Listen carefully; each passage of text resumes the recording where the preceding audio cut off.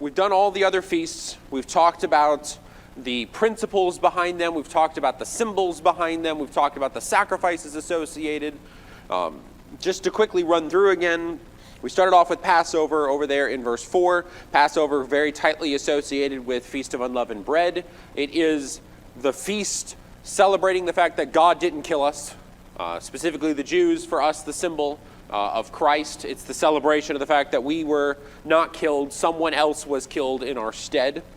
The Feast of Unleavened Bread is dwelling with God. You're leaving, you're moving, you're going. That's what it's remembering, the leaving of Egypt. The Feast of First Fruits happens right there in there as well. This is the beginning of your reaping. It doesn't happen until the land happens, and they get in and they start reaping the land. Just like with us, ours doesn't happen until Christ dies, which is the establishment of that kingdom, establishment of the coming church. We talked about the Feast of Weeks, the Pentecost.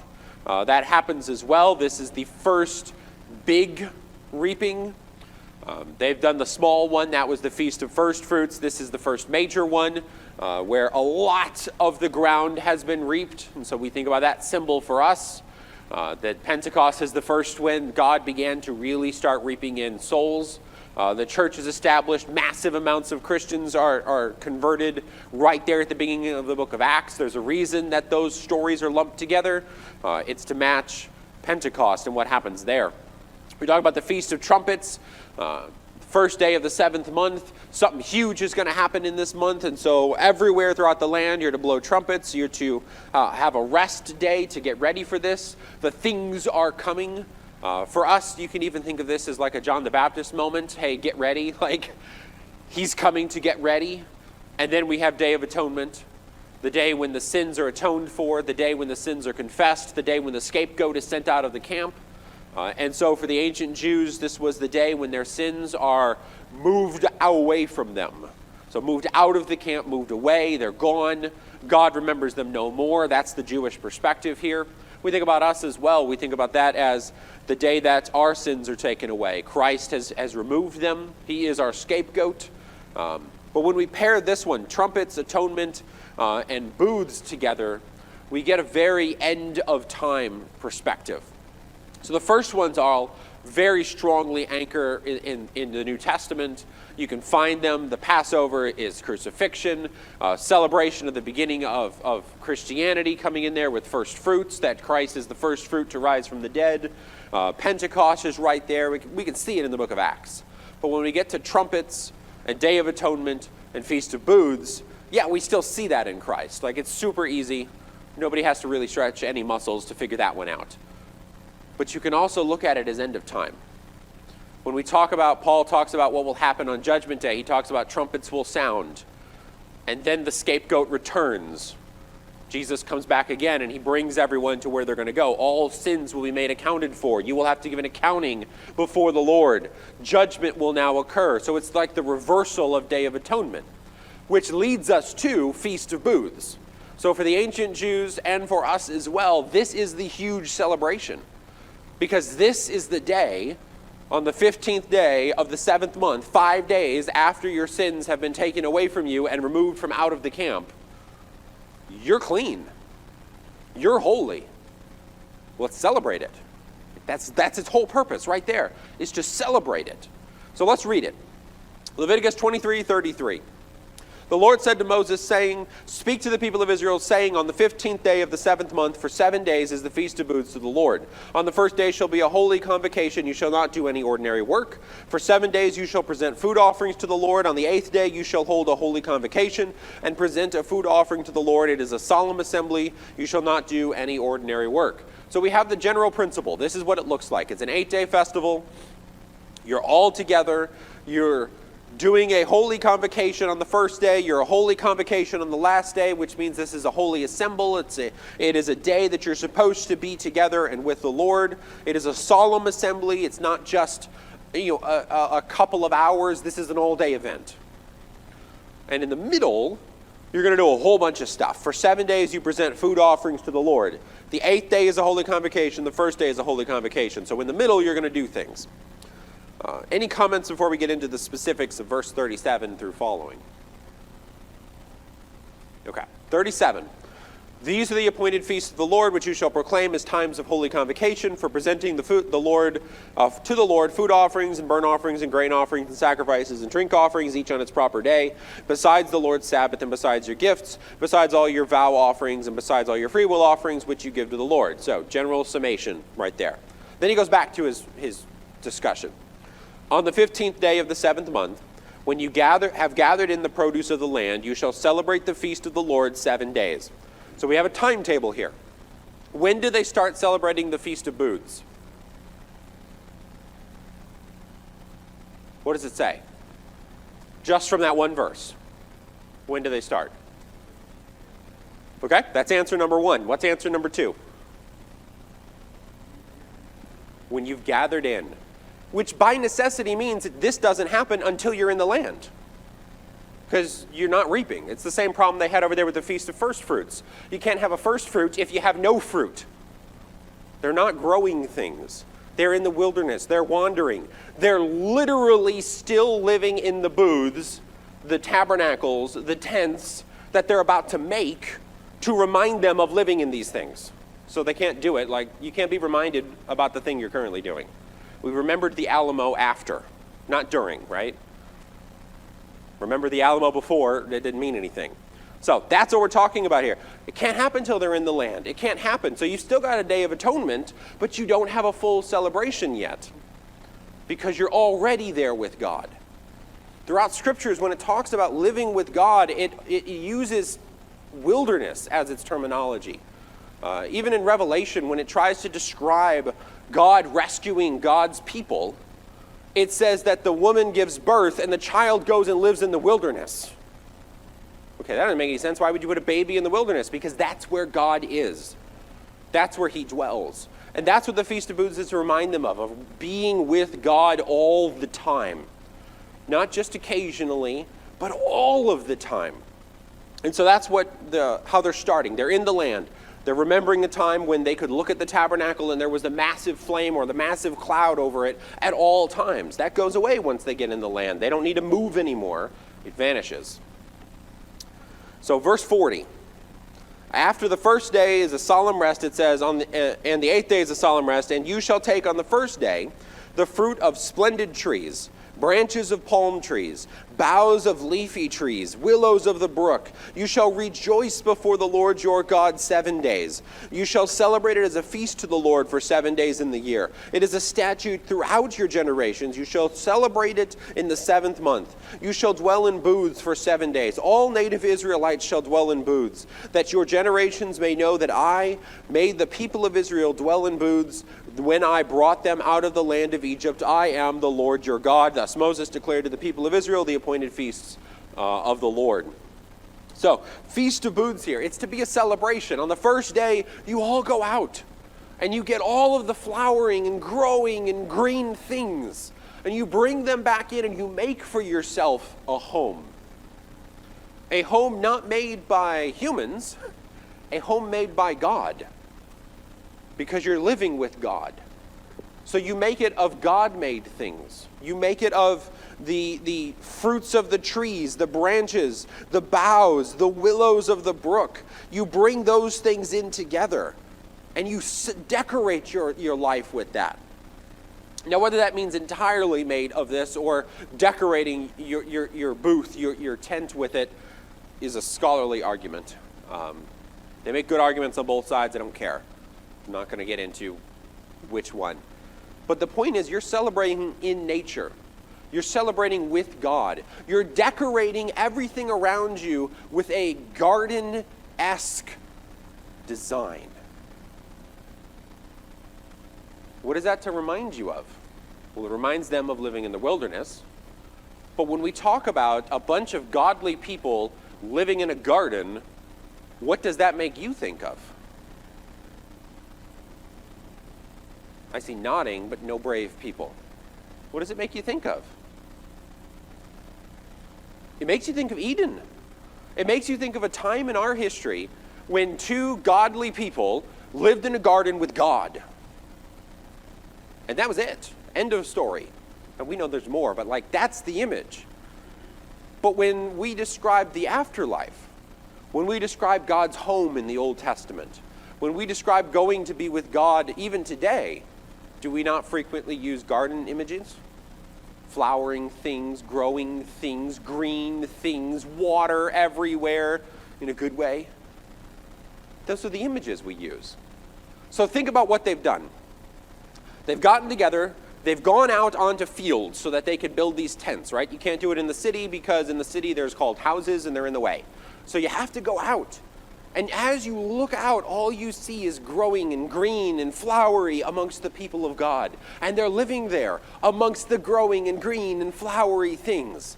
And everybody's rejoicing because their sins are gone. Everybody's rejoicing because they are the cleanest they have been all year. And they just rejoice and live with God. That's its purpose right there. Any comments anybody has? Any thoughts? Yeah.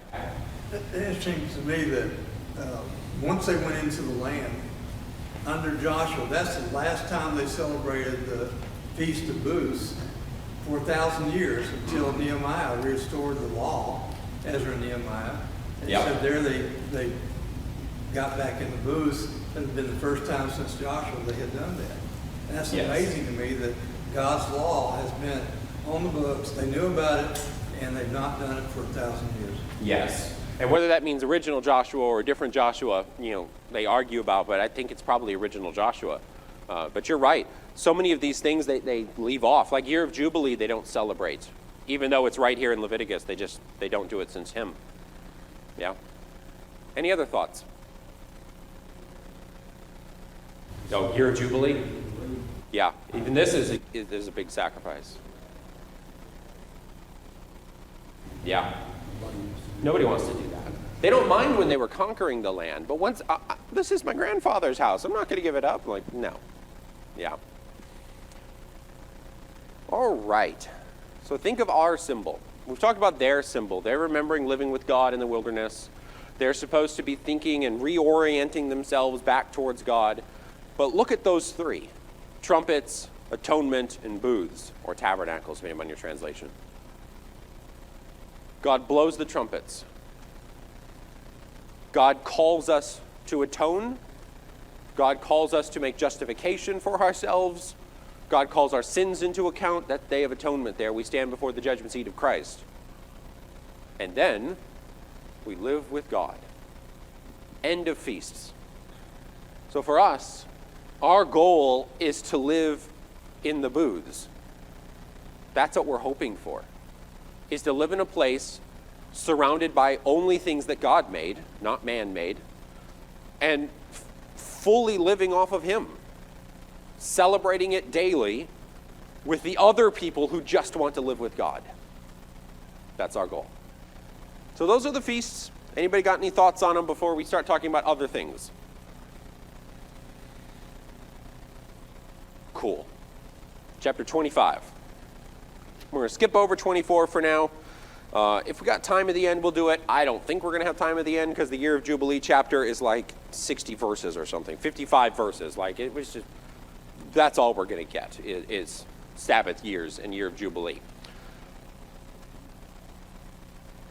So chapter 25, we're going to start off by talking about Sabbath year in general. Remember, we got to talk about the general rule, and then we start to get more specific about the things that break the rule.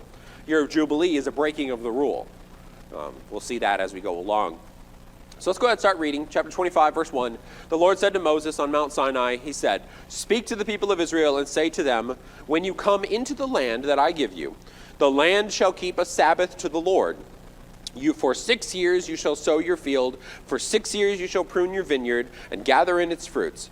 But in the 7th year there shall be a Sabbath of solemn rest for the land, a Sabbath to the Lord. You shall not sow your field or prune your vineyard. You shall not reap what grows of itself in the harvest, or gather the grapes of your undressed vine. It shall be a year of solemn rest for the land. The Sabbath of the land shall provide food for you, for yourself, for your male and female slaves, for your hired worker and the sojourner who lives with you, and for your cattle and for the wild animals that are in your land.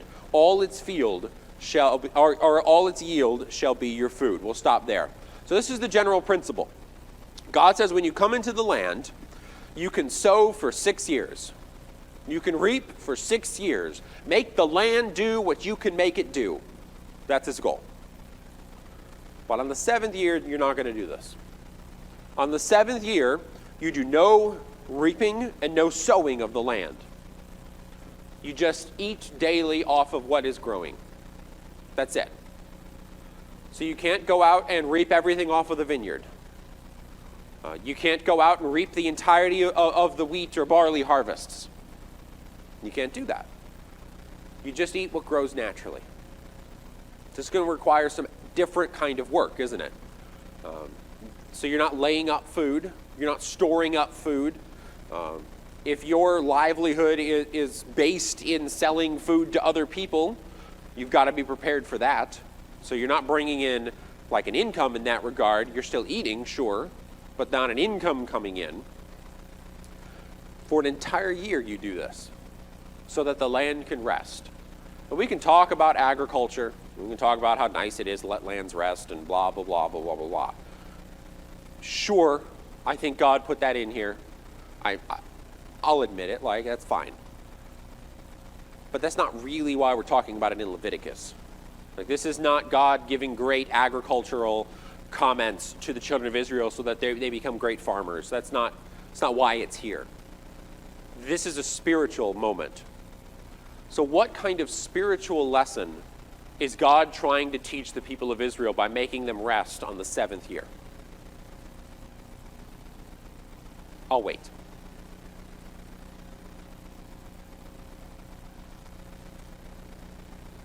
Okay, they have a rest every 7th day, the Sabbath rest. Same word, Sabbath year.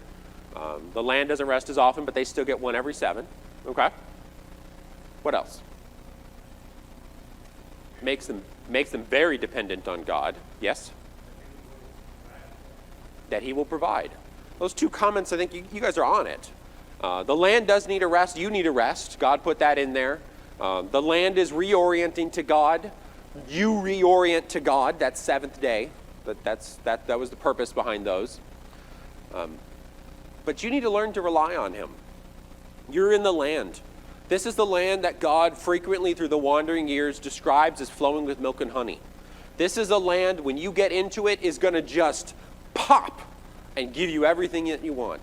This is a land that when they went, they grabbed a cluster of grapes, and it took them like, I don't even remember how heavy and large, but they had to put it on a pole. Like, that's the land we're talking about. Grapes like volleyballs. That's a lot of prosperity. And a lot of prosperity that seemingly is going to come easy. That God is going to just help it. People tend to turn away from God during those moments, don't they? Yeah. You can have some stored. Yep. I think even later on, God's going to talk about on the 6th year producing a larger crop for them. So they've got to store it, which even that is miraculous. You think about storing food without refrigeration, like they could do it, but storing food 2 whole years, like making it all the way to the end, like we're getting a little ridiculous at that point, right? But they still have the food. So we even have a little bit of a miracle going on there where God is continuing to provide for them. Any other comments on it? These are good comments.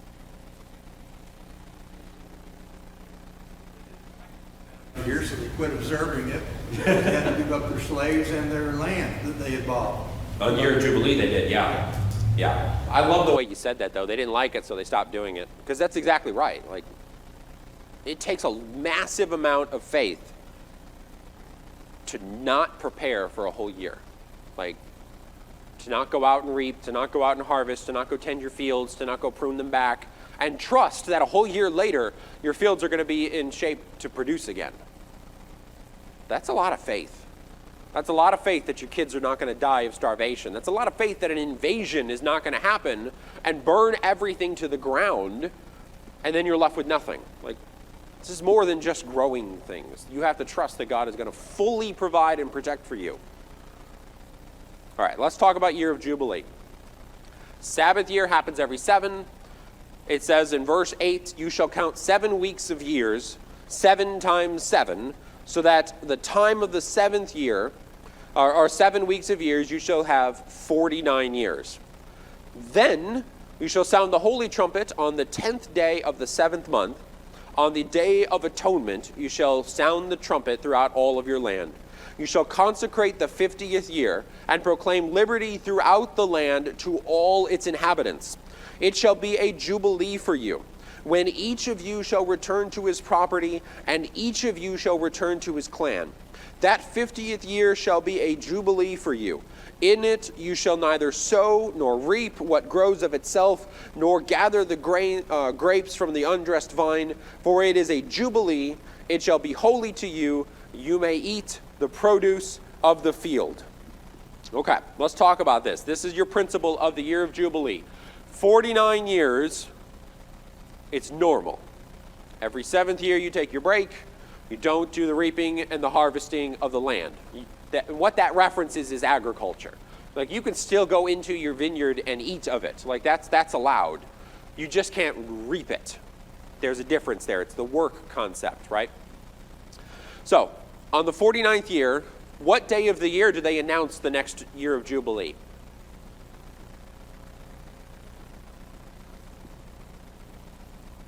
I hear mutterings. 10th day of the 7th month, we call that day Day of Atonement. I thought you said it back there, I just couldn't hear you. Day of Atonement. So on the holiest day, the day their sins are removed, God says everyone is free. That's the year of Jubilee next year. Rejoice, celebrate, freedom comes to everyone. Okay. Well, that's huge. Like, do we really need to stop and talk about the symbolism of that? Of literally God setting everyone free on the day that God sets everyone free of sin? Like, come on. The symbols write themselves. Each man, it says in verse 10, after you proclaim the liberty, each man, it says, it will be a jubilee for you when each of you returns to his property, each of you returns to his clan. You must go home, is the purpose. And he's going to talk about the specifics as we go through the whole chapter. But if you've been sold, you go home. If the land has been sold, you go home. Otherwise, there's a complicated process for keeping things as they are. Okay. Any comments before we start talking about the specifics here?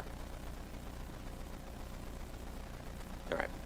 13. In this year of Jubilee, each of you shall return to his property. If you make a sale to your neighbor or buy from your neighbor, you shall not wrong one another. You shall pay your neighbor according to the number of years after the Jubilee. He shall sell to you according to the number of years for crops. If the years are many, you shall increase the price. If the years are few, you shall reduce the price, for it is the number of crops that he is selling to you. You shall not wrong one another, but you shall fear your God, for I am the Lord your God. Principle number 1. All land reverts to previous owners. Therefore, what do you do if you sold it? Okay, before we even talk about what do you do if you sold it, how much do you sell it for? Like, God is smart. He knows that this is number 1 right here. You know that some crafty little sneaky sinful person in year 47 is going to go out and try to sell his property for 50 years. You just know it, right? And God knew it too. So God came along and he's like, no, you can't do that. You can sell it for the 3, technically 2 years, but you can't sell it for 50. But if it's year 1 after year Jubilee, you can sell it for the whole 50. So the price increases because they get to keep it longer. They get more crops out of it. That's what they're buying, is potential crops. And so he governs them. Selling of the land is not designed to make you wealthy. It's not designed to help you get ahead. It's not designed to amass massive tracts of land to yourself so that you become an aristocrat, which is what we might think of it as. That's not its purpose. You're not going to become your own little feudal lord ruling over your little minor kingdom, because every 50th year your whole family has to give everything back. And then you got to do it again. Because your property, your stake in the Holy Land, in the land of Canaan, the land of promise, the land flowing with milk and honey, your stake in it is tied to the land. So you have to keep having it. Your family has to keep having it. Because if you lose your stake to the land, do you belong to God anymore? Are you living in his land any longer? No, you've faded away. You're no longer numbered amongst his people because you can't tell where your land is anymore. This is a huge deal when they return from captivity. It's a huge deal when we talk about it in the time of Christ as well. This land association, they had to change how that concept was. That's why we don't see them bragging about tribes as much in the New Testament, do we? Because they can't prove it. They don't know where their lands are anymore. They don't live there anymore. The year of Jubilees are not happening like they were supposed to. All right, that's enough talking from me. Any comments? To establish a permanent dwelling, only he had the authority to establish permanent dwelling. Yeah, you are right on it. Really, that's his whole last comment of this chapter is, you are my servants, not the other way around, and not to each other. I own all of you. I own everything. And so you're exactly right. You live here, you get as wealthy as the land allows you to be, and that's it. Because everything else you rely on God. Let's read a little further. 18. Therefore you shall do my statutes, keep my rules, and perform them, and then you will dwell in the land securely. The land will yield its fruit, you will eat your fill, and dwell in it securely. If you say, what shall we eat in the 7th year, if we may not sow or gather in our crop? I will command my blessing on you in the 6th year, so it will produce a crop sufficient for 3 years. Then when you sow in the 8th year, you shall be eating some of the old crop. You shall eat the old until the 9th year when its crop arrives. Now, they're used to this concept in a small, right? They're used to the idea that on the 6th day they gather in a little bit more manna and they make double the food. That's not an uncommon thing for them. They do it every day for their wandering years. This is just that on a huge scale. God says, I said 2 years. God says 3 years this food's going to last. That's astounding. You get a big pile of grain and get a little bit of moisture in there. At some point in 3 years, you know there's going to get moisture in there. Like, we're humans. We're not that good at keeping moisture out. That's mold. That's mildew. That's growing things. That's animals living inside of it. But you're still going to be eating it. God will protect it. Do you believe that God will protect it? That's the unspoken question here, isn't it? What are we going to eat? Do you believe that I'm going to do it? Or do you not? Well, Dick already answered. They do not. They don't believe that God will do it, and so they don't follow it. Any comments anybody has in that section? 7 years to store that grain, evidently it lasted and still good. Yeah, you're exactly right. So they have precedent for long periods of time. Yeah. They've got to store the grain. Okay. Yeah, they'd have to store it in the ground. Yeah. My mind wanders off into the weeds, but I'm wondering, Year of Jubilee, there would be weeds, so you're okay. I'm wondering, how does this account for population growth, for families getting larger, and every 50 years it goes back to, I guess, grandpa? I don't know. You're in the right spot because from this point forward, we're going to start talking about population growth. Cities are going to come into this, so obviously you can fit a whole lot more people in a small area with a city. So God's got rules for Year of Jubilee in regard to cities. But honestly speaking, population growth in the ancient world was not that much of a problem because people died all the time. Like, I'm just going to be frank. Like, they did. You have them, grow up and they've got a large population. Well, what do you do if you're a king and you have a massive amount of men? You go to war, right? And that kind of takes care of that problem. And that's what we see. We see in the book of Judges. They have years of really good and they're growing and things are going well, and then a whole bunch of them die off. And then we have the stories of the kings and Samuel, and they do the same thing. And we've got plagues coming in because God is trying to get them to repent. And we've got years of famine coming in, and we know kids don't survive very well during famines. And so, yeah, population control probably took care of itself by and large. But you're right, thinking about it that way. They also lived together. We don't think about that. We like to spread out, but they lived together.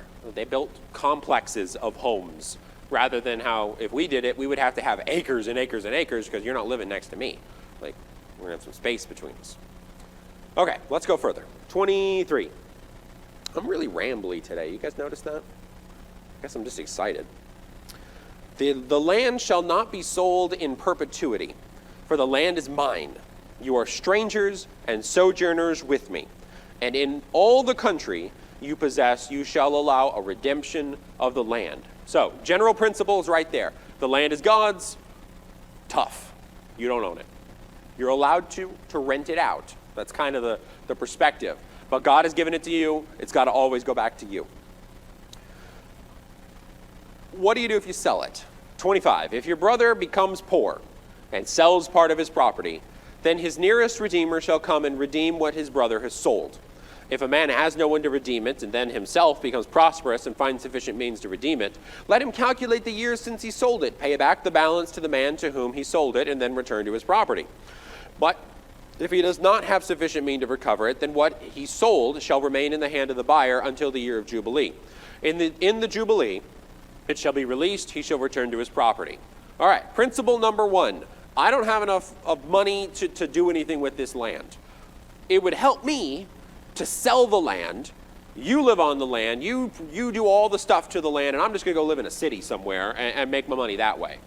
Okay? That's poor becoming wealthy. That works. God says that's fine. It's your land. You can use it that way. But notice we've got some principles. Principle number 1, if you sell your property, you're really supposed to sell it to your family first. That's what the Redeemer is here in this section. He is the closest one. Think of the book of Ruth. Boaz is the Redeemer. So it's his responsibility to do things with Ruth. It's his responsibility to do things with Naomi's lands associated with her husband. That's his responsibility. There was a closer Redeemer, right? Remember that whole drama taking place there at the end? Well, will they, won't they? Are they going to get to marry? Like that kind of stuff. Remember, it was really romantic. That's what we're talking about here, is this principle. So the poor sells it off. If he's got a redeemer, the redeemer can buy it, stays in the family, we're okay. What if you don't? Maybe everybody's poor. Maybe you're the only guy. Maybe there were 13 girls in that family and you're the only kid that's a boy. Well, what are you going to do about it? Well, you sell it off to somebody else.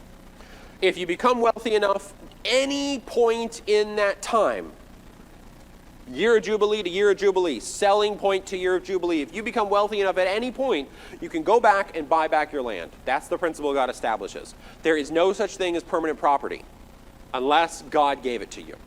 That's improperty. So think about there's some uncertainty going on here. 30 years into it, this guy shows up. He's the grandkid. I've got enough money. I want to buy back my ancestral land now. God's law says you have to let him. And he pays you back based on how long you've had it, with no interest and nothing added. Only how much do these crops cost? I'm going to give it to you. That's it. I'm buying back my land. So you're not getting wealthy by buying and selling real estate. Real estate agents are not really wealthy. Like, real estate agents don't exist in Canaan. Any comments anybody has? Yeah. With all these land deals and everything, they keep talking about loans. It looks like to me it's more of act of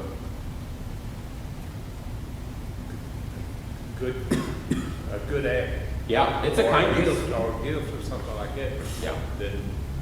Than a loan. Yeah, it's very much to help out your brother. That's what its purpose is. You can't do it. I've got enough. I can buy it from you. Here, have the money. Go live your life. Don't suffer. But it's still your family's land, and it's got to go back in the year of Jubilee. Now, notice it's very clear in verse 28. In the year of Jubilee, it's released regardless of its selling point. It goes back to the ancestral people. Okay, let's talk about verse 29. If a man sells a dwelling in a walled city, he can redeem it within a year. So I don't have enough money. I sold my house inside of a walled city. At any point during the year, I can come back to them and say, I've got the money. Here, move. Okay, well, that's intense. Like, that means it's uncertain for a full year here. Because the point is not you're advancing your life by buying and selling things and getting wealthy. The point is you're helping each other to survive. And so for a time I live in this house, for a time you live in this house, but neither one of us really owns it. It all belongs to God. But you only get a year. If it's land, it's always. But in the walled city, it's only a year. For a full year he shall have the right of redemption. If it is not redeemed within a full year, the house in the walled city shall belong in perpetuity to the buyer throughout his generations. It shall not be released in the Jubilee. But the houses of the villages that have no wall around them shall be classified with the fields of the land. They may be redeemed, and they shall be released in the Jubilee. As for the cities of the Levites may redeem at any time the houses in the cities that they possess. If any one of the Levites exercises his right of redemption, then the house that was sold in a city they possess shall be released in the Jubilee. For the houses in the city of the Levites are their possession among the people of Israel, but the fields of pasture land belonging to their cities may not be sold, for it's their possession forever. A couple of principles going on here. One, if you're in a walled city, it's different than a village. Villages are associated with the land that they go with. This is your house, your field is here. They're tied. So if you sold the house, you sold the field. It's all one thing. Year of Jubilee still happens. Redemption still happens. Everything's still the same for the villages. In a walled city, that's not the case. Walled cities are buildups. I mean, who owns the third floor of that apartment building? Like, can you just imagine trying to figure that out? Is it the people who own the ground? Is it the people who built it because it didn't exist until they built it? So is it new land? God's like, we're not even going to deal with that. It's not land. It's city. So you get 1 year. If you don't redeem it, it's that family's then. And they now have all rights of redemption, meaning that they can live there forever and your family can do nothing to them. Or they could sell it and they get their year and then it goes to a next family. But what about cities for the Levites? God thinks of everything.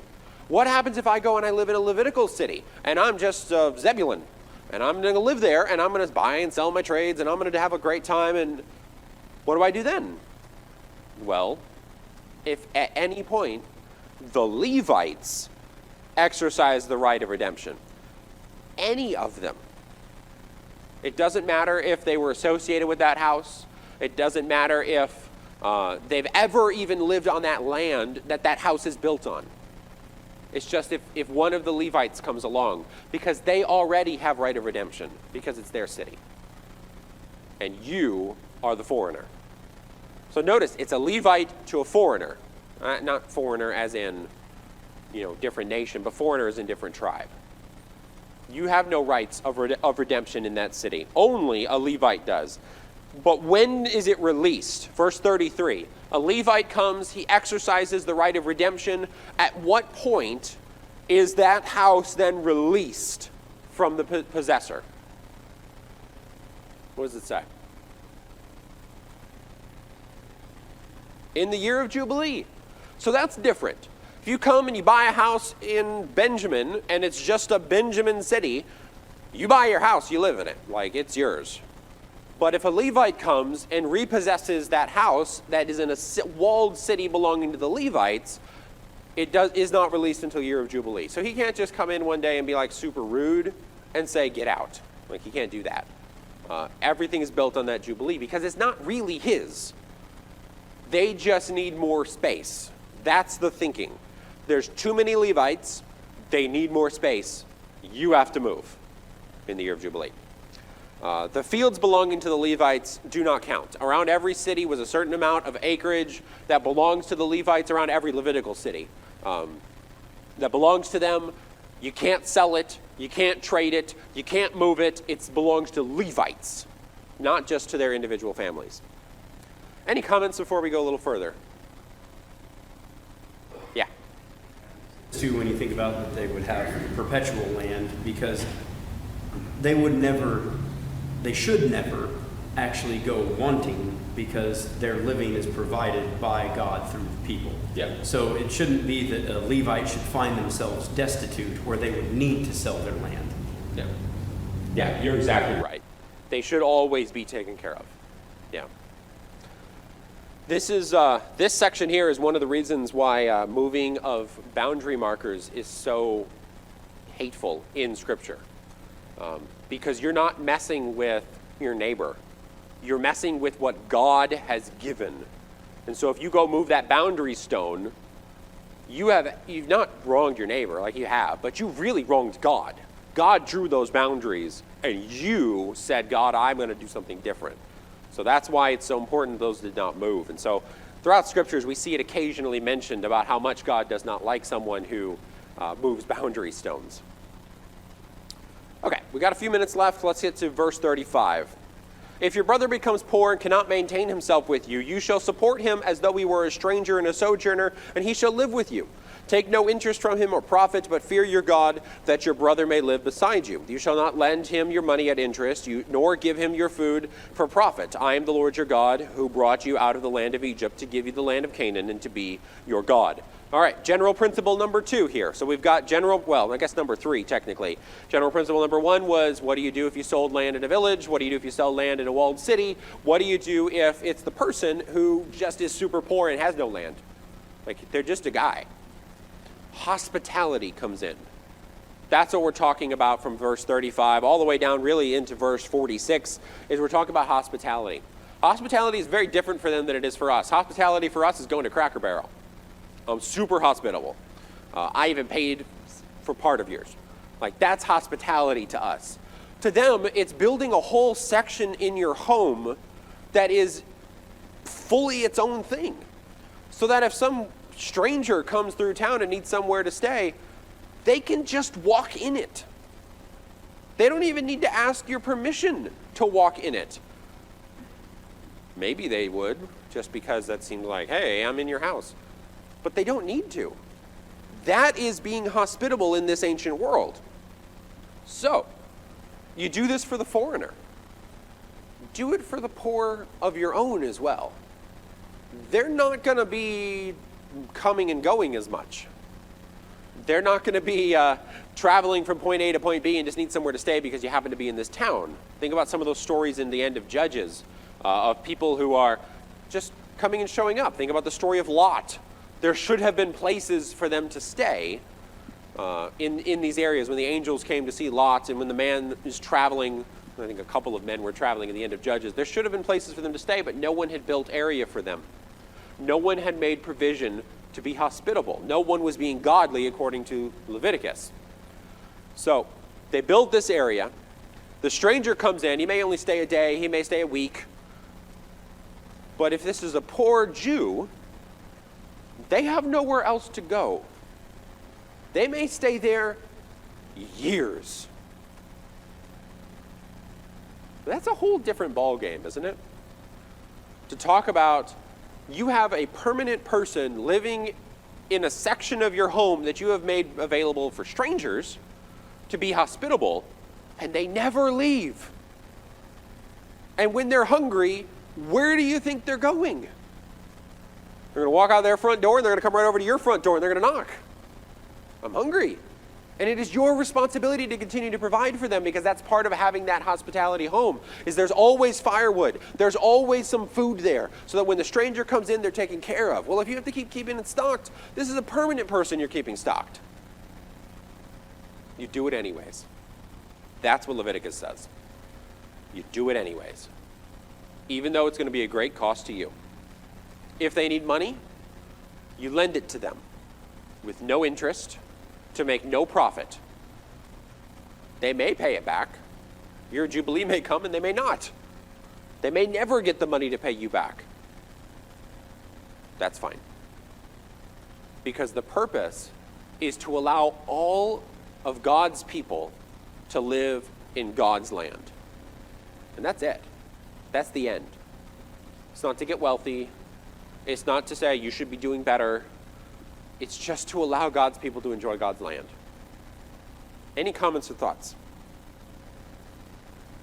Yeah. I got one back there, and I'll go with you. In varying degrees, but a little different than this, the Jews still do a lot of this stuff today.